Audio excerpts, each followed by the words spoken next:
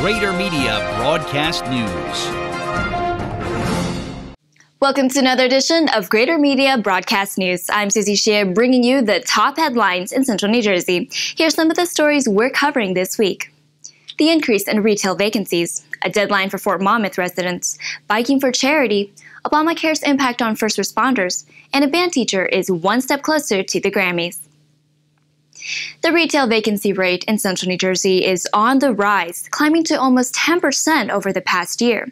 And experts say mom and pop shops are struggling the most, while big box stores such as Walmart continue to fill space along the region's major corridors. Their success isn't enough to offset the losses of smaller chains and family-owned businesses. Experts say the greatest challenge to local shops is competition from online retailers. In New Jersey, these vendors enjoy a 7% price advantage by not charging sales tax if they don't have a physical presence. While a proposal in the U.S. Senate would require internet sellers to charge state sales taxes, local retailers still have their work cut out for them. But with some innovation and supreme customer service, success is possible. For more on the changing retail landscape and how local retailers are adapting, see this week's editions of Greater Media newspapers. And here's Mark Rosman with more headlines from this week's papers. 2014 will be an exciting year for Vinny Lopez of Jackson. The man who is known in music circles as Mad Dog is the founding drummer of the E Street Band. Bruce Springsteen was inducted into the Rock and Roll Hall of Fame as a single act in 1999, but the E Street Band was not inducted. However, word came recently that the band will be inducted into the Rock and Roll Hall of Fame in April, and Lopez spoke with Greater Media newspapers this week to express his excitement at receiving this honor. He played on Springsteen's first 2 albums and can still be found playing in local clubs. I think you'll enjoy reading what he has to say about his memories of rock and roll back in the 1970s and joining Bruce Springsteen on what has been a great musical journey. And Jennifer Amato has an update on what Middlesex County is doing to end homelessness. Middlesex County is doing its part to end homelessness. Last month, the annual Homeless Persons Memorial Day was held in Highland Park to bring attention to the 1,500 homeless residents of the county. A candlelight vigil reminded attendees that people can lose their homes due to foregoing their main source of income, a lack of affordable housing in the state, aging out of the foster care system, or from the after effects of Superstorm Sandy. An annual survey will be completed this month to assess the needs of these residents. Back to you, Susie. And here's Mike Pavlishko of Greater Media's WCTC with an update on Rutgers football following the Pinstripe Bowl. After that, we have Tim Morris with more on local sports.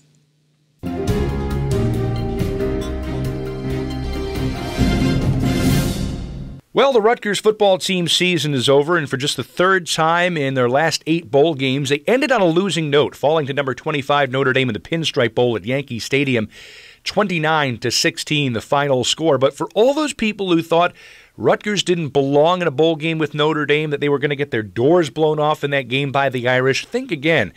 This was the game that I figured we'd get from Rutgers all along. It was a close game. I actually thought they might win it. The offense struggled a little bit, certainly. The defense was good. The defense allowed just 19 points until the 3.5-minute mark left in the game, and that was 1 touchdown. The rest were all field goals. Special teams pretty good, too. But what's been the case all season long was the case for the Scarlet Knights in this game. You know what? They just weren't good enough. Notre Dame won the battles in the trenches, and Notre Dame, which lost its offensive coordinator to another job before the bowl game, had head coach Brian Kelly calling the plays. He's a whiz at that, and he did a great job. Short yardage plays, kept the Rutgers defense on the field, and eventually wore them down. But to Rutgers, I say, good effort. You know what? There are no moral victories for the team, for the players, for the coaches. They want to win this game just as badly as anyone. But what Rutgers saw at Notre Dame is kind of what you're going to see next year in the Big Ten. A good mix of run and pass. You're not going to see the pass-happy offenses that just killed Rutgers in the American Athletic Conference this season. And my 2 criteria, I want Rutgers to be competitive and I want to be entertained. And their game against Notre Dame met all those criteria. They were competitive, it was entertaining right down to the end, and so that's what Rutgers hopefully will be in the Big Ten next year, even if they don't win those games, entertaining and competitive. Circle your calendars, Saturday, September 13th, the Big Ten opener, Rutgers and Penn State in Piscataway. Can't wait. I'm Mike Pavlichko on 1450 WCTC and WCTCAM.com. The holidays are about more than good cheer and exchanging gifts. For high school basketball teams, it means tournament time. These tournaments allow schools to step out of their respective conferences to play teams they don't see during the regular season. Red Bank Regional High School hosted the Alfred E. Martin Boys Bucks Basketball Classic over the holidays. In their opening round victory in the Classic, the Colts Neck Cougars, wearing white, used a full-court trapping defense to harass Monmouth Regional. The constant pressure led to turnovers and several easy baskets for the Cougars. Their relentless defensive pressure held the Falcons without a point for the entire first quarter as they raced out to a 19-0 lead. The Cougars were also effective with their half-court offense, with everyone touching the ball, leading to this basket. Of course, a sweet jump shot is also a plus. Tim Morris for Greater Media. And here's a roundup of headlines from this week's papers. An Edison band teacher is among the top 10 finalists for the Grammy Foundation's first ever Music Educator Award. Andrew DiNicola has been teaching at J.P. Stevens High School for 37 years, and students, parents, and administrators are singing his praises. We will find out in January if he wins the award. You might remember Hedwig, Harry Potter's trusty owl. Well, you could get a chance to meet a real-life snowy owl this winter. Sightings of the bird are rare in New Jersey, but 30 were recorded last year. The Keyport Free Public Library has become a member of the Libraries of Middlesex Consortium. The library joins those in neighboring towns such as Red Bank and Mattawamkeag, despite being located in Monmouth County. This resource-sharing program will give members access to millions of books, magazines, DVDs, and more. The Red Bank Borough Council has aligned the borough's pay-to-play ordinance with state regulations. In a unanimous vote last week, council members approved the changes, which officials say will eliminate some confusion caused by the differing laws. To see what changes were made and for more on all these stories, see your Greater Media newspaper today. 4,000 miles is a long way to bike, but one student is making the trip for the sake of charity. Here's Jessica D'Amico. Edison resident and NJIT student Morgan Jones is preparing for the ride of his life. The president of his school's chapter of Pi Kappa Phi, Jones is training and fundraising for the Journey of Hope, a 4,000-mile cross-country bike trek that he'll take with his fraternity brothers. The Journey of Hope raises awareness and funds for persons with disabilities as part of Push America, an organization that has raised $15 million for the cause since 1977. Jones is well on his way to meeting his $6,000 fundraising goal, but is seeking support to get there. For more information or to donate, see this week's edition of The Sentinel. Back to you, Susie.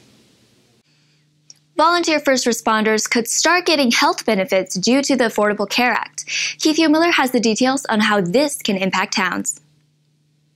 The Affordable Care Act, commonly known as Obamacare, has created a new set of concerns for some towns here in Monmouth County. In Middletown and Keyport, officials say the act could force them to provide health benefits to hundreds of volunteer firefighters and EMS workers or pay steep penalties as early as next year. In this week's independent newspaper, we speak to Middletown Mayor Gerard Scharfenberger, who said the act could have tragic consequences on the town's emergency service providers if federal legislation is not enacted before the so-called employer mandate goes into effect. We also speak to Keyport Mayor and veteran firefighter Harry Elmack II, who says the Obamacare provision could force the small borough to provide health benefits to all of its existing full-time employees as well. Officials in both towns say they support a law recently co-sponsored by New Jersey Representative John Runyon that would exempt emergency service volunteers from Obamacare before the provision goes into effect in 2015. Families living in Fort Monmouth housing are facing a deadline. Here's Nicole Antonucci. Families displaced by Superstorm Sandy and living at Fort Monmouth are facing an April deadline to find permanent housing. Officials in Oceanport and Seabright have passed resolutions asking FEMA to extend the April 1st deadline for another 6 months, since many families are still waiting on funding to rebuild their homes. Other storm-impacted municipalities are being asked to pass the resolution, which is being sent to local legislators and Governor Chris Christie. FEMA says that it doesn't have the authority to extend the deadline because the fort housing is still under the control of the U.S. Army. Of the 115 displaced families that were housed at the fort, 55 still remain, and FEMA is working with state and private agencies to make sure each family has a place to go come April. For more information on the deadline, visit gmnews.com. For more in-depth coverage and additional stories, pick up your Greater Media newspaper today. You can now like us on Facebook at facebook.com/broadcastnewsnj. And from all of us, have a happy new year. This is Susie Shea. Thanks for tuning in.